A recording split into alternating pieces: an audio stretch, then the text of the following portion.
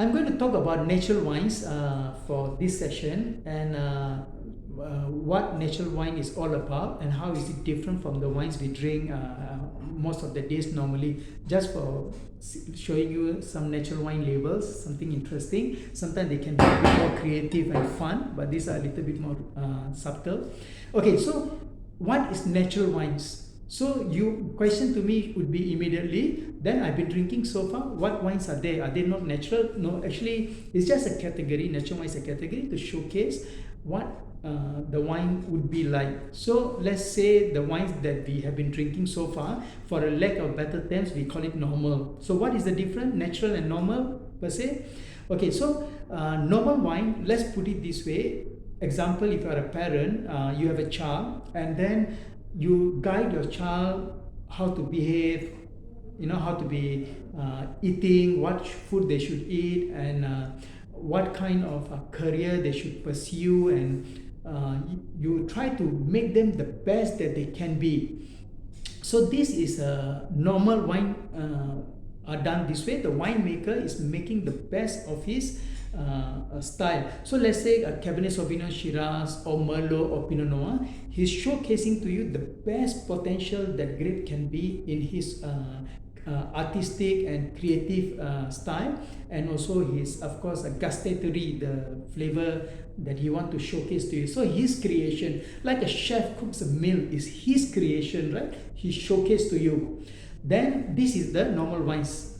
So what about natural wines then? What category? What natural wines all about? Why should I drink them? So natural wine is like wild forest, untamed. Imagine like wild animals. You not sure what you're going to get, right? So it's an adventure, it's an experience. You go in, you try, you taste. It's like wow. This is like a Pinot Noir, Shiraz, Merlot, Cabernet Sauvignon, not like the normal I've been trying. So you feel like that. It's like it gets you excited. Like you can go to, let's say, every day to a shopping mall, but once a year or once a month, or you could go more often. Let's say you go to a forest. Wow, the experience is different. It's no more brick and mortar. It's more wild. Everything from the aromas and the experience you are getting is more wild, is more rustic. So this is what natural wine is about. So how does the winemaker approach the winemaking for this? Don't do much to the wine, because in winemaking, if you just press the berry, the juice will ferment to alcohol. So all you need to ensure is you put it in an environment and let it ferment, and you don't add cultured yeast. So you just let it wild yeast that is already existent on the grape skin to continue fermentation. Then you also don't try to do much to the wine. Leave it, let it show what it is, and then the winemaker will taste and then say, you know what, I want others to try also. This is not my creation, it's nature's creation. It's a wild wine. So in general, you can say that normal wines are wines that are well made, and then natural wines are wild wines. This will be easier to understand. So wild meaning wilderness existed since even much before civilization. So but then wine existed, of course, after civilization, because people planted and then made it into wine. But so it exists as long we started to exist. So that's how long natural wine, the wild kind of wines, would have been existed. So nowadays winemakers are re-showcasing what the olden days natural wines would have been about. So what do you expect? You expect totally unexpected flavors of the same grape you have been tasting. Let's say Pinot Noir, Cabernet, Shiraz, or Merlot you're familiar with. It's totally different. It's nothing like that, because the wine itself, left by itself, is going to come out totally different than a wine if a winemaker use cultured yeast, tame it, and let it, how long to keep it in a barrel, new oak, old oak, and much more than that, how to ferment it, etc. So there's so much of winemakers' influence. So natural wine, you are going into the wild forest for an adventure. And then let's say the normal wines we are drinking, you are going into a shopping mall for shopping for a great experience. So do you want to get that rugged, rough,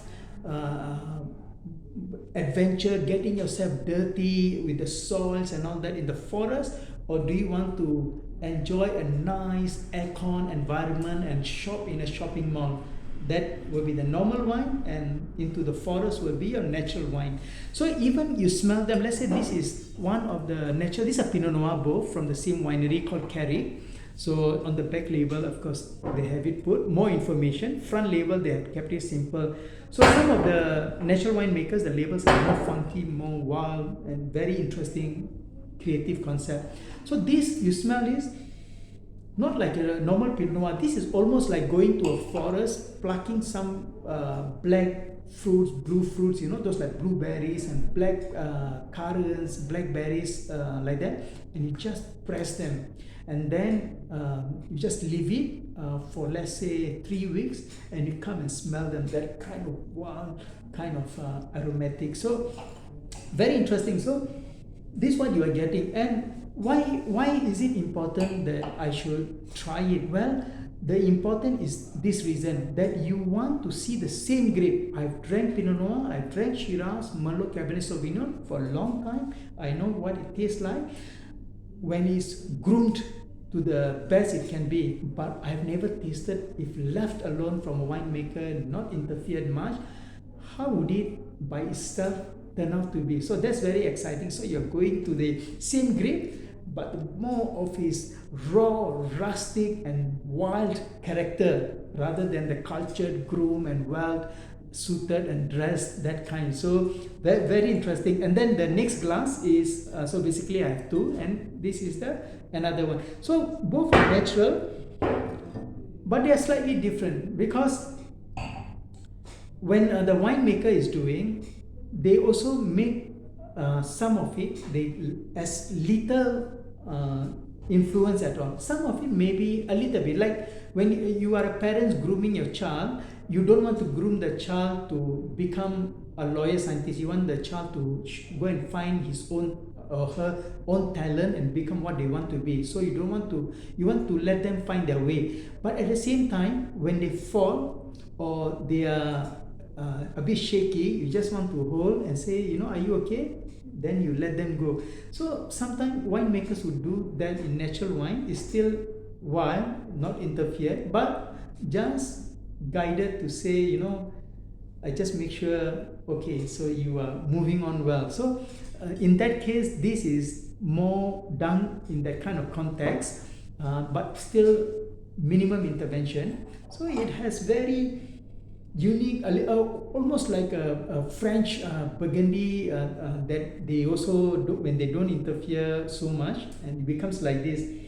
Yeah, so beautiful. And I've tasted this many times, and I think it's a luxury to taste the same grapes that we admire and we have been always enjoying, and to see the wild, the rustic character of it. Mm. Mm. Interesting. So that's why I love this kind of things to do. So step out of the boundary, go for something new concept, you know. And natural wine, like I said, is not new, because the wilderness is not new. Wilderness has existed for a long time. So natural wine, the technique is existed primitively for a long time, and now winemakers are reintroducing and say, you are the grape, show me what you can do, and I will show you to the world. And they're showing the wild child to the world, and like that is interesting. So anyway, any doubt, just comments, and then let me know any questions, and I will explain it more in a very simple, uncomplicated way, which is the truth.